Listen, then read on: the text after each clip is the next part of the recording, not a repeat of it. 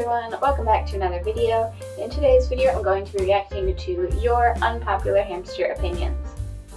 So I asked you guys to send me some of your unpopular hamster opinions and I'm going to be reacting to them and letting you know whether I agree or disagree. So I hope you enjoy and let's get into the video. This person says, a big enclosure isn't always a good enclosure. You need enrichment, proper wheel, bedding, etc. I agree with this. Personally, I think that enrichment is even more important than cage size because what's the point in having a large cage if you're not going to fill it with enrichment? Like, I think minimums and standard cage sizes exist because that is the size of cage that allows you to fit in all of the necessary enrichment for your hamster. However, your cage should always be above the minimum. That actually brings us to our next opinion, which is that not all hamsters are the same, and this opinion comes from Brownie the hamster.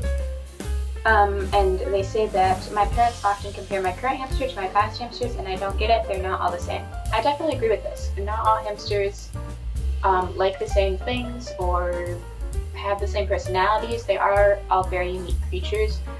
I've only had one hamster, so I'm not like an expert on this, but just having one hamster, she has a very distinct personality.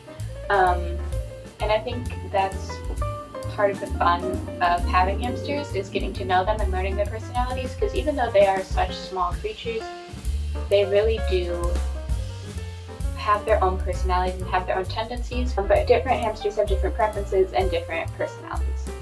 And one that's very similar to this is from The Little Furries, who says that not all hamsters enjoy human interaction and will not benefit from it.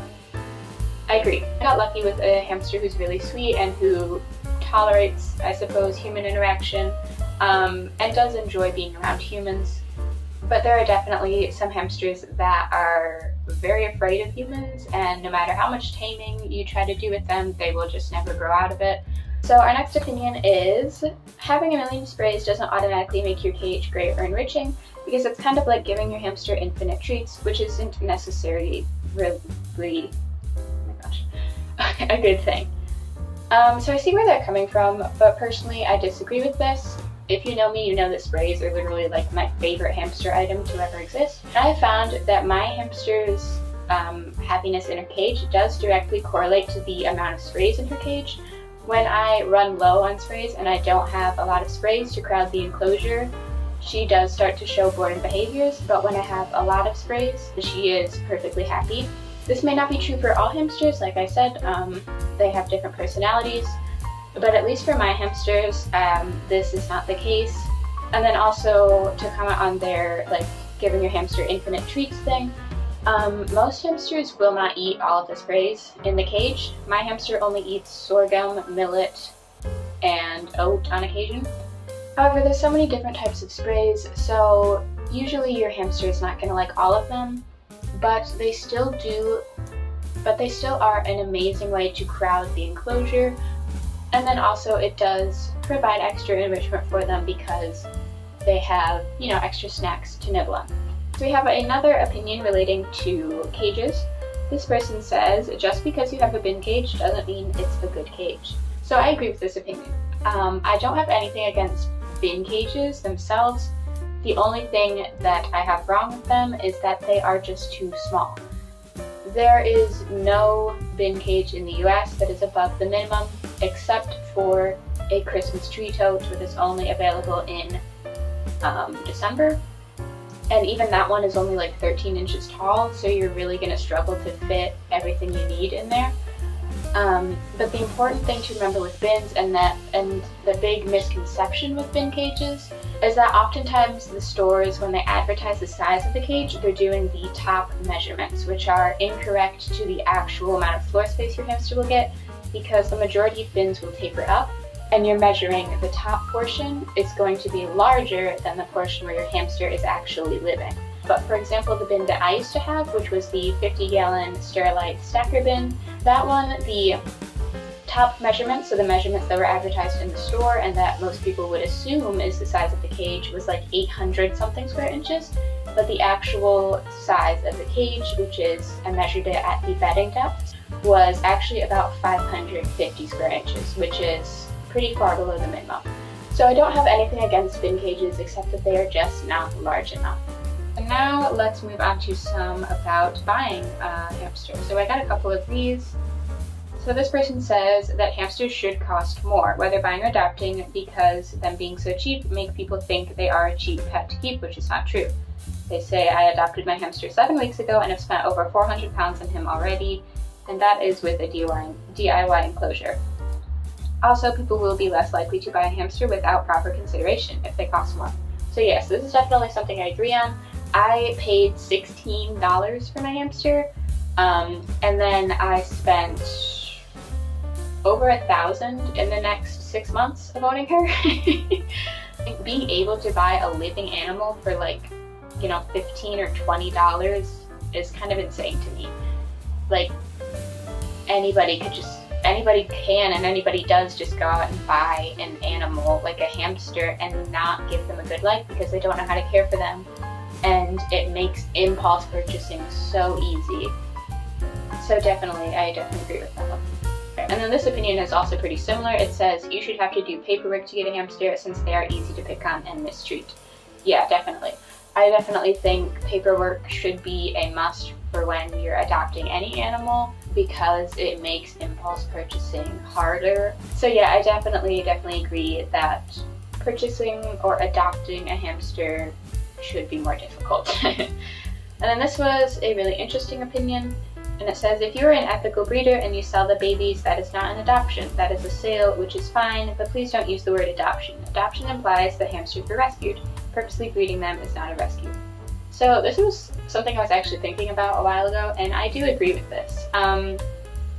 Like, I do get that they're saying adoption because it's like an ethical process, and it's not like how a pet store would sell a hamster, but I do think it is more of a sale than an adoption, because the hamsters were bred to be moved on to another home. It's not like they're moving from one like residential home to another.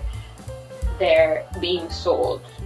So yeah, I would agree with this opinion. Again, I love ethical breeders, they're great, but yeah, I would agree that it's more of a sale than an adoption. I'd love to hear like an ethical breeder's opinion on this and why everyone does call it an adoption instead of a sale. So yeah, let me know.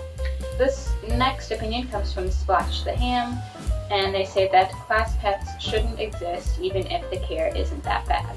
Yeah, definitely agree. I think the only way that class pets are acceptable is if the pet enjoys the classroom environment and then has a home to go to at the end of the day. Like, for example, in my elementary school classroom, we had, I believe we had 3 class pets. So we had a parakeet, a fish tank, and then we had a dog. So for me, the only one that would be ethical in that situation is the dog, because he came in with his owner, who was our teacher, every day. He did really enjoy the classroom environment. He was very much like a friendly people dog, so he was a lot happier than if he had just stayed home, if that makes sense. But then he did, at the end of the day, go home with her and have like a home environment and everything, and wasn't just left at school in the dark. Now, like, my dog would absolutely hate being a class pet, so it really just depends on the personality. And then fish, I would like almost think they're okay, but honestly, even then, they do take a certain level of care. Like, you need to clean the tank, you need to make sure the fish are properly fed, do water changes, all that type of thing. I haven't owned fish, so I don't know quite everything that goes into it. And then the bird, the parakeet, definitely don't think that was great. It was a noisy environment for her, and I don't think she got enough time out of her cage, and then when school was over, she was just left in the classroom alone, and like nobody there to supervise her in case anything happened to her, anything like that. Yeah, I really don't think class pets are a good idea at all. And another close opinion to this that someone else had is that hamsters shouldn't be used to teach children responsibility. Yes, please do not get your child a hamster to teach them responsibility. I think a great way to teach children responsibility is if you have a family pet, like a cat or a dog that, you know, you own, you can pay the vet bills for, you take care of the things that a child can't, but then the child can, like, you know, feed the dog, walk the dog, you know, play with the dog, and it kind of teaches them responsibility in that way.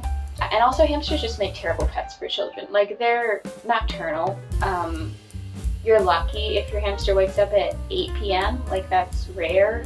Most hamsters don't wake up till like at least 10 p.m. and most children are going to be in bed by then.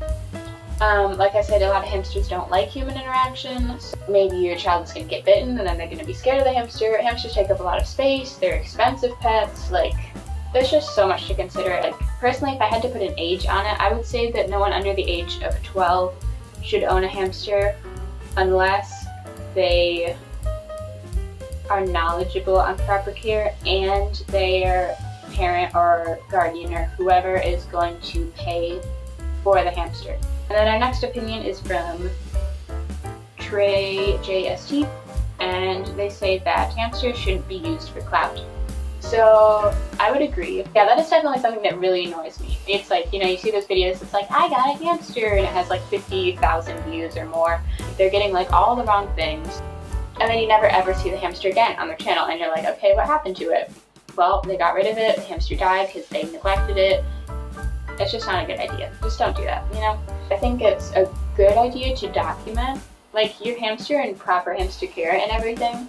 But if you're going to get a hamster just for, you know, a video or social media or something, and then not take proper care of it, then that's not okay. This is the last opinion I'm going to react to. Apologies if I didn't get to yours. I'm losing my voice, and this video is going to be very long, so I gotta wrap this up.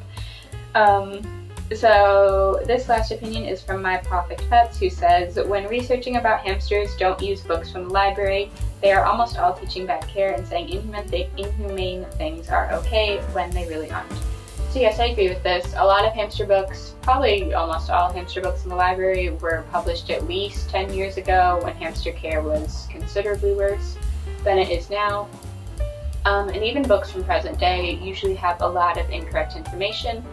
A lot of times even websites, if you search up hamster care, you're going to find a lot of incorrect information. I would really recommend looking on YouTube and Instagram, and just other like social media sites, especially YouTube, because that is where I learned everything for my hamster. Like, if you look at books or websites, you're going to have to weed through a lot of them.